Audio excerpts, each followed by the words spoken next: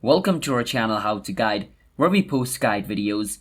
Today I'll teach you guys how you guys can delete all your posts on Facebook. And before I show you the steps on how to do that, if you guys are new to our channel How to Guide, hit that subscribe to our channel and let's move on. First step, open Facebook and click on the menu icon at the bottom right corner of your screen. Once you're in the menu section, at the top where it says your name, mine says Witchy Given, I will click on it. Once you do that, it'll bring you to your Facebook profile. So this is my Facebook profile, alright? Now once you're inside your Facebook profile, click on the three line over here right beside edit profile. Once you click on the three line, it's going to show you all these options. From all these options, you want to choose activity log. Click on it. Once you're inside activity log, the first option where it says your post, right below your post, there's this option called manage your posts. Click on it. Once you do that, it's going to show you all the posts which you have done on your Facebook. You can see this little button called all. You want to click on it.